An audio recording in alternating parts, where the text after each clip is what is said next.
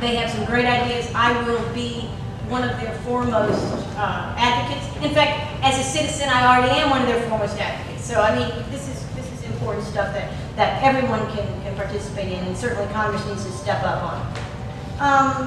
Okay, last couple of things I mentioned already. Repealing 16th Amendment. Legislation should be proposed for that. You know, we've got a balanced budget amendment thing, eternally proposed by Bob Goodlatte, totally revealing his lack of understanding on how the government works, or his contempt for us, 6th District voters, and how stupid we might be. That if you're going to mandate, you know, a balanced budget, unless, and here's a long list of ways that you can actually spend more, and no mention of ending the Fed, none at all. So he has no understanding of what this is. It's total, what they call eyewash. It's eyewash. It's very superficial, and it's an insult to the intelligence of people in 6th District that he is advocating for that. But to his credit, he has been on the record pushing for an amendment to the Constitution for a balanced budget at the federal level. Well, I would like to walk in his footsteps. We're going to do the same thing, starting in the first week. Repeal the 16th, repeal the 17th, and I'll talk just a bit about the 17th, and also repeal the Patriot Act, which is not an amendment, but it relates to ending the Department of Homeland Security. Patriot Act has to go. It is going to be a tough nut to crack because it's such a fantastic jobs program, and it works so well for the government to inspire fear in the citizenry. And we you know, it's a hard battle. 17th Amendment, just real quick before I close, and I do want to close with something Ron Paul has written, but the 17th Amendment, for anyone who's not familiar with the popular election of senators, one of the reasons the 10th Amendment has no teeth is because the governors and the legislatures of the states, and by extension the people of the states, really have no way of recalling, managing, directing, or even effectively communicating with their senators. And so there's no accountability. You popularly elect a senator in a state like Virginia with 7-point-something million people. That's 1/7.4 millionth of a heartbeat or an emotional concern that senator has with us. So he doesn't care what we think or what we do. He's up there, he does his thing, he or she. All of the senators are like this. None of them are loyal to their states. We would not be talking about Obamacare if we didn't have the 17th Amendment. Because the first thing would happen when Obamacare vote came up, even the discussions of a possible national health care system, would have been a call from the governors saying, hey, Joe, Senator, my senator, our senator, tell me about this bill you're talking about up here. What's it going to cost me? What's it going to take from me? Is this socialism or is this free market? Am I losing power? Am I gaining money? Which is, you know, power and money. That's what governors care about. And what do you think, you know, Joe and Bob, the two senators, are going to say to the governor? Well, Governor, it actually is going to cost you money and will restrict your power and hurt your people, but, you know, the president really likes it, and we think we have a coalition. And you know, the governor's going to say, Joe and Bob, get on the airplane, come back here. We're going to have a little chat, and they're going to have that chat, and when those senators are returned to Washington, they're going to vote in the interest of the state, and the state legislature, and the people of the states. And we would not have Obamacare. I mean, it's just insane to think how much damage the 17th Amendment, a very benign-sounding, populist, you know, passed in a populist era, that how much damage it has done to the ability of the Constitution to bind the power and reach of the federal government as it was intended to do. So, you know, we've got a lot of work to do. What I want to close with really quickly is one little paragraph from Ron Paul's book, and it actually is at the end of his chapter on global warming, which I didn't talk about and I'm not overly interested in. But it's a complicated and highly debated issue. You know, what are they going to call it? Global warming or climate change? Is we getting warmer or colder? All these issues. But here's what he has to say, and I think it pretty much encompasses why I'm running and what I aim to do. And here's Ron Paul. It's a loss of both confidence and understanding of how markets work that causes so many people to accept the need for government to provide us with goods and services. There should be no difference between the distribution of cell phones, computers, TVs, medical care, or energy. It's amazing that people don't understand that the more the market is involved and the smaller the government, the lower the price, the better the distribution, and the higher the quality. The authoritarian approach too often wins the propaganda war, using fear as its weapon and gaining public acceptance of flawed economic thinking. If the economic arguments are too complex to understand, simply defending liberty as a moral right should suffice. And I think that's exactly right. And that's really all any congressman needs to do, is to defend liberty, and that's what I'm going to do. So anyway, thank you very much.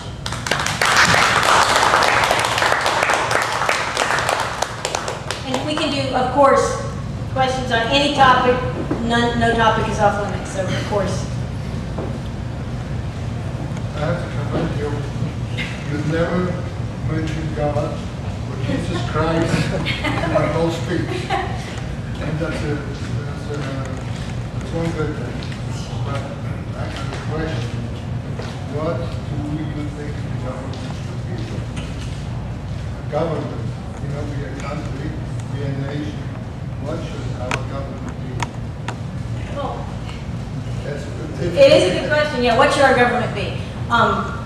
You know, if I could remake it from scratch, I think the country's too big. And I support all kinds of movements of state independence, whether you call that through nullification, through secession, peaceful, obviously. But I think it makes common sense, and I think that may be one of the directions that we go in to basically repudiate much of the debt that has been taken in our name. So, you know, if I had to make it from scratch today, it would be very different. But since I don't have, that's not my call. We were given, like Ben Franklin said, they tried to write up a republic for us with very, very weak executive power, with very limited federal duties. So, and that's their understanding of a republic. You know, that's what I think that the federal government should be. It seems like, and Ron Paul mentions this in his book too, it seems like the Constitution has really failed in restraining that republic. So what we have today is a socialist corporate, you know, corporatocracy, or whatever you want to call it, a corporate capitalist socialist thing. Some people would call it fascism, friendly fascism, you might call it, soft or pink fascism. You know, not a hard and hateful fascism. You know. But that's what we have now, and it's not right, it's not constitutional. What do you have against socialism? And what is socialism? Well, I like, if it's my life and my liberty and my property, then I want to have the first, medium, middle, and final say over how that's used. And socialism says that I'm owned by the state. That's how I see it. And that my life is due to the state. I live because I am a citizen. Okay, or because I'm a known patriot, that gives me value. My liberty is not my liberty because I do what the state dictates. And my property, of course, is, I think I lost my... Which part of the property? Which part of the property? The property. Well, the property that I've made, my intellectual property, the property that I have inherited, whatever property that is associated with me, that is part of my life and my experience. It's not the state's property. Should I pay a few taxes to support a very small government? Possibly, possibly. But we ran a long time before we had an income tax, and even had a civil war without an income tax. So, I mean, it's very possible to do. I don't know if that answers your question, but I believe in liberty, and I believe I own myself. No, I'm not going to figure out what socialism is, communism is. Capitalism, we understand. Yeah. Well, I understand that, but that's not working either. Well, it's not capitalism what we have. What we have in this country is not free market, not at all. It's a corporate kleptocracy, really. I mean, it's the interested parties basically make the rules. Okay. I mean, the bailout of Wall Street, I think, came really close to in communicating to a whole lot of people how things really work. You know, when Geithner is the most important person in the United States, okay, in terms of setting market tone. Something's Geithner, the Treasury Secretary, and all of his money printing. You know, whatever he says, this is the guy. When the Federal Reserve guy is more well known around the world than anyone else in this country. You know, this is part of the problem. But I don't know if I answered it. Yeah. Okay. To take any other position other than the one that you've just given an answer to him is basically to say that everyone is really a slave. Yeah, well, that's how I view it. Now, I will say, many of you have probably seen this email thing or whatever about the cows, how cows are a communist cow, the socialist cow, a capitalist cow, and I think in pure capitalism, which we do not have in this country at all, but the idea would be the two cows are a male and a female, and you kind of keep them and produce more babies. And I think that's the only one with that definition. Socialism has its own, I forget what it is. Communism has it. Anybody know what I'm talking about, this little cow thing? I'll tell you what, I'll send it to you. It's hilarious. And it's a really good definition, not an academic definition, but I think it's a practical definition. And I will send it to you so you can forward that out. Yeah. Let me go back there. In May the last year, there seems to be more of an anti-war sentiment in this country.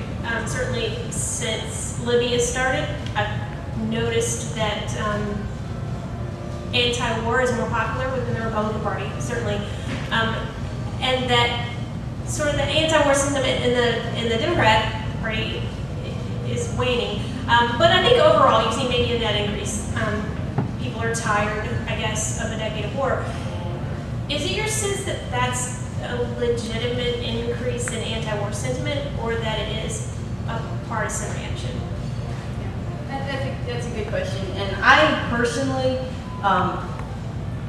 think it is partisan and not a real thing. I think the true anti-war people are against government force. Where did they go? Well, they weren't. It was a fake anti-war movement in many ways, and this is going to really probably be taken the wrong way by antiwar.com.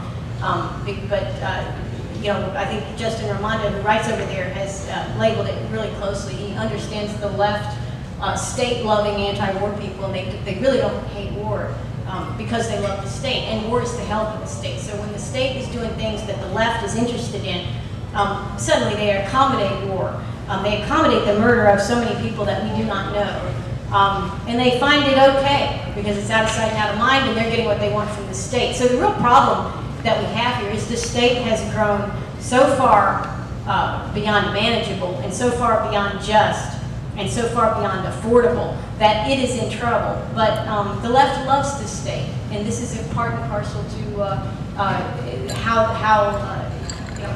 the left gets along and how it justifies its existence.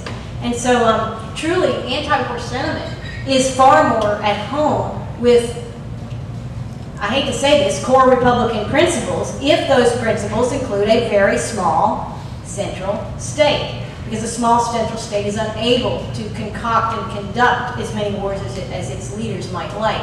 And so, the anti-war people at the beginning of World War II and the anti-war people in World War II absolutely were in the Republican Party. That's when the Republican Party was a party that would have been recognizable to Thomas Jefferson, and even the Federalists would have recognized that Republican Party. What the Republican Party has come, of course, is a war-loving, neoconservative, state-loving, left-wing organization. And, I'd love to take on Rush Limbaugh with his own words, because I noticed this years ago when Clinton was president. Rush Limbaugh, many of you may have listened to him, he was fantastic on Clinton. And as soon as we got George Bush in place, he changed his tune so obviously that I would say to him, as much as I would the left silent anti-war people, that he was never for small government, just like the left anti-war people who quietly faded away after Obama was elected were never anti-war. So